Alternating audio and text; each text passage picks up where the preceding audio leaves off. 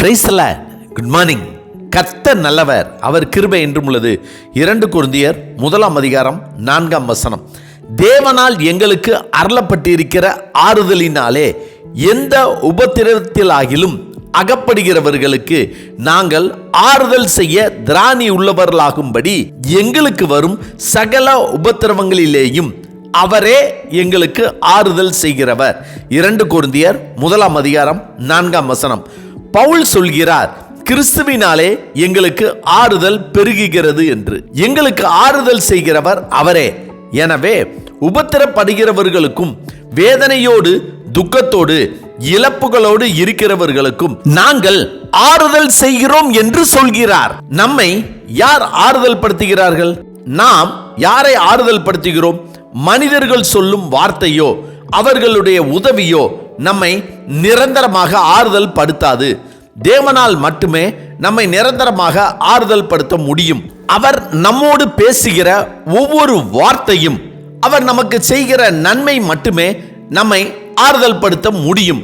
எனவேதான் தாவீது, உம்முடைய வசனமே என்னுடைய சிறுமையில் எனக்கு ஆறுதல் தந்தது என்று சொல்கிறார்.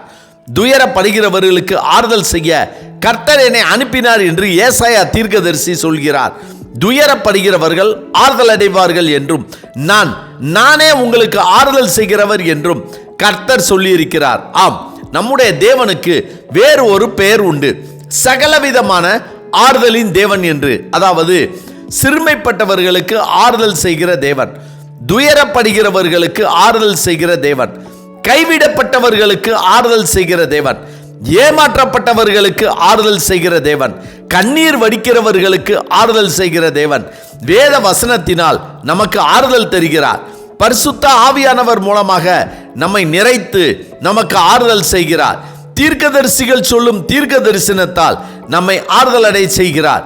இயற்கைக்கு அப்பாற்பட்ட அதிசயத்தை நம்முடைய வாழ்க்கையில் செய்து அதன் மூலமாக நம்மை ஆறுதல் படுத்துகிறார். எந்த மனிதர்களாலும் ஆறுதல் தர முடியாத காரியத்திலும் நம் தேவன் மட்டுமே நம்மை ஆறுதல் படுத்த முடியும். மேலும் மனிதனால் ஆறுதல் தர முடியாததை கர்த்தருடைய பிள்ளைகளாகிய நம்மை கொண்டு நம்முடைய வாயில் கர்த்தருடைய வார்த்தையை வசனத்தை கொண்டு மற்றவர்களுக்கு ஆறுதல் தர முடியும். எப்படி என்றால், கர்த்தரை தேடுகிற நமக்கு அவர் அநேக உதவிகள் செய்து நமக்கு எதிரடையாக வந்த சூழ்நிலைகளையும் இனி முடியாது, என்ன செய்ய, எப்படி செய்ய, யார் நமக்கு உதவி செய்வார்கள் என்று தவித்து போயிருந்த நமக்கு தன்னுடைய வல்லமையுள்ள கரத்தை நீட்டி ஏந்தி சுமந்து பாதுகாத்து வழி இதுவே, இதிலே செல்லுங்கள் என்று கர்த்தர் நம்மை கரம் பிடித்து அதிசயமாய் அற்புதமாய் நடத்தியதை நாம் பிறரிடம் அறிவிக்கும் போதே, பிறருக்கு சொல்லும் போதே ஆறுதலின் தேவனாகிய கர்த்தர் அவர்கள் உள்ளத்தில் கிரியை செய்து அவர்களுடைய வாழ்க்கையில் எந்தெந்த பகுதியில் நம்மை போல் போராட்டம் கொண்டிருக்கிறார்களோ அந்த காரியங்களில் எல்லாம் ஒரு ஆறுதலை கொடுக்கும். அதே வேளையில் அந்த காரியத்தில் தானே அவர்களுக்கு ஒரு அற்புதத்தையும் அதிசயத்தையும் செய்வார்.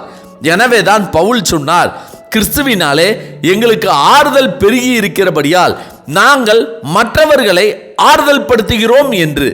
சகலவிதமான ஆறுதலின் தேவனாகிய கர்த்தர் நம்மோடு கூட இருக்கிறார் என்ற நம்பிக்கையோடு விசுவாசத்தோடு அவர் நமக்கு தருகின்ற ஆறுதலை நன்மையை பெற்று மற்றவர்களையும் நாம் ஆறுதல் படுத்துவோம். அதன் மூலம் நாமும் அவர்களும் ஆசீர்வதிக்கப்படுவோம்.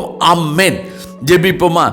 சகலவிதமான ஆறுதலின் தேவனாகிய கர்த்தாவே, எங்களுடைய உபத்திரமான காலங்களிலும் தீங்கு அனுபவித்த காலங்களிலும் ஆறுதலான வசனங்களையும் வார்த்தைகளையும் தீர்க்க தரிசன வார்த்தைகளையும் கொடுத்தது மட்டுமல்லாமல் அவற்றை நிறைவேற்றி கொடுத்து அனுகூலமான துணையாக இருந்து எங்களுக்கு நன்மைகளையும் உதவிகளையும் செய்து எங்களுக்கு ஆறுதலாய் இருந்த தேவனாகிய கர்த்தர், எங்களுடைய நண்பர்களும் உறவினர்களும் நாங்கள் கடந்து வந்த தீங்கின் பாதையிலும் துக்கத்தின் உபத்திரவத்தின் காலங்களிலும் வேதனையோடு கண்ணீரோடு இருக்கும்போது உம்மை குறித்து நாங்கள் கொடுக்கிற சாட்சியின் மூலமாக நீர் அவர்களை ஆறுதல் படுத்தி அவர்களுடைய வாழ்க்கையிலும் ஒரு அதிசயத்தை அற்புதத்தை செய்து அவர்களையும் எங்களையும் ஆசீர்வதிக்க வேண்டும் என ஆண்டவராகிய இயேசு கிறிஸ்துவின் இன்ப நாமத்தில் ஜெபிக்கிறோம் நல்ல பிதாவே. ஆமென், ஆமென். கர்த்தர் கர்த்தர் நல்லவர், அவர் கிருபை இன்று முழுவதும் நம்மோடு கூட இருப்பதாக.